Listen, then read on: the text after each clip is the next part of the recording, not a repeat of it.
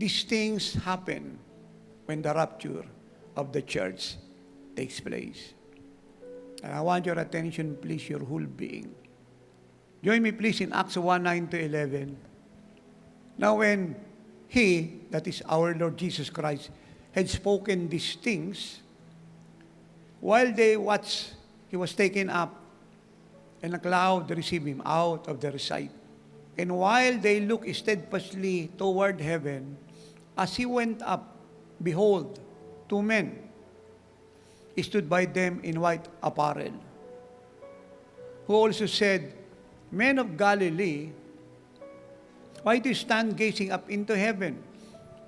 The same Jesus who was taken up from you into heaven will so come in like manner as you saw Him go into heaven. Dito po yung ating dinidiscuss ngayon, yung rapture of the church. Now, yung salita pong rapture, wala po sa salitang Grego ay harpazo. Means to be caught up, to be snatched, to be translated. In Latin word, it means rapture, means a snatching away. So, to comprise and to simplify the meaning of the word rapture, harpazo in Greek and rapture in Latin, it means to be translated, to be caught up from here, up there. To be snatched, yung biglang inagaw, biglang kinuha. It also means, when the Lord Jesus Christ appear, we will disappear. Now, according to the scriptures, a rapture is a literal event. Literal po siya. So, ganun po siya kasimple. It is urgent. Literal, urgent. Apurahan, mabilisan. Biglaan. Physical. Yung sabihin, si Jesus pong bababa, makikita natin kung paano siya po yung nakita ng early church nung siya po yung umakyat. Hindi po siya ghost. Siya po ay makikita natin in a visible manner. Siya po ay suddenly sa isang iglap. In 1 Thessalonians 4:13-18, I read, But I do not want you to be ignorant, brethren, concerning those who have fallen asleep, lest you sorrow as others who have no hope. For if we believe that Jesus died and rose again, underline that is very important, that Jesus died and rose again. Even so, God will bring with Him those who sleep in Jesus. Yung pong salitang those who sleep in Jesus, ito po yung mga na sa Panginoon na umuwi na po sa Kanya, nauna nang umuwi.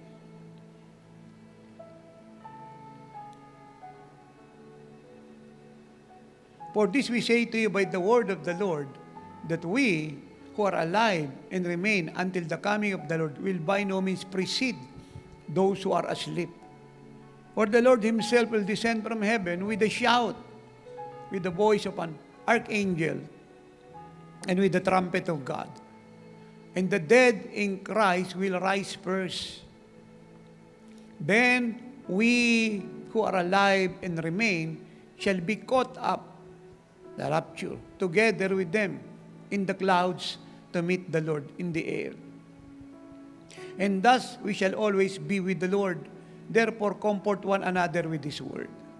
So additional understanding concerning the event that will take place when the rapture happen, according to 1 Thessalonians 4:13-18. And I will quote verse 16 and 17. The Lord will descend from heaven and will meet us in the atmosphere. Ano pong ibig sabihin ng salitang the Lord will descend from heaven and will meet us in the atmosphere? So ang ibig pong sabihin, mga minamahal, hindi po tatapak yung paa niya sa lupa. Hindi po siya bababa para tumapak ang paa sa lupa. Tayo po yung aakyat sa Kanyang kinalalagyan. Sa pagbababa ang Panginoong Kristo mula sa heaven, hindi po siya bababa at tatapak yung paa sa lupa. Siya po ay nasa atmosphere.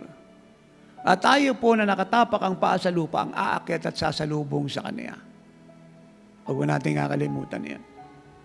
The dead in Christ will rise first. And then, we who are alive and remain shall be caught up together with them in the cloud to meet the Lord in the air. So, hindi po tayo makakaakyat para salubungin ng Panginoong Jesucristo maliban yung lahat po ng mga saints, yung mga nasa in Christ na nauna na pong umuwi sa Kanya. Sa salita po ng mundo ay mga nangamatay physically speaking but spiritually alive.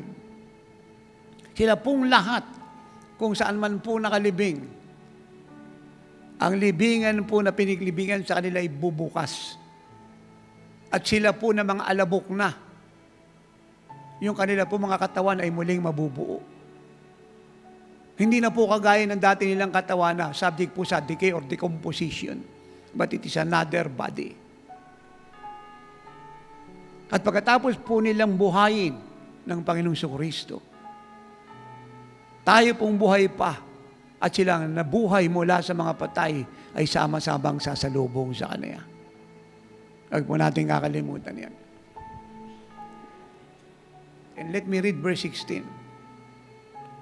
For the Lord Himself will descend from heaven with a shout, with the voice of an archangel, and with the trumpet of God. And the dead in Christ will rise first. Ano pong susunod na event?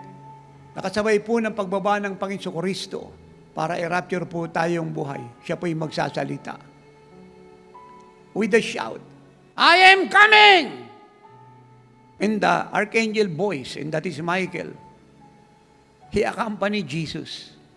So Michael echoed the same word, He is coming! At kasabay po nun, I am blowing ng trumpet. It is like, nung panahon po ng mga kings, na bago po dumating ang isang hari to inspect his palace and his kingdom, ay mauna po yung kanya pong mga protocol or aid. At sila'y sumisigaw, the king is coming! The king is coming! Ay kasabay po nung pag siya po'y malapit ng dumating, meron na pong nagtatrumpet. Do you understand that? Sign na ang king po'y dumating na the same sa event po ng rapture na ito. Now, let us move on. Marinig po ang trumpet ng Diyos. The last trump. And let us be clear and so specific in this subject.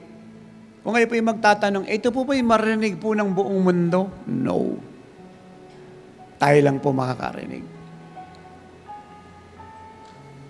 Wala pong ibang makakarinig, tayo lang. Wag po natin kakalimutan yan.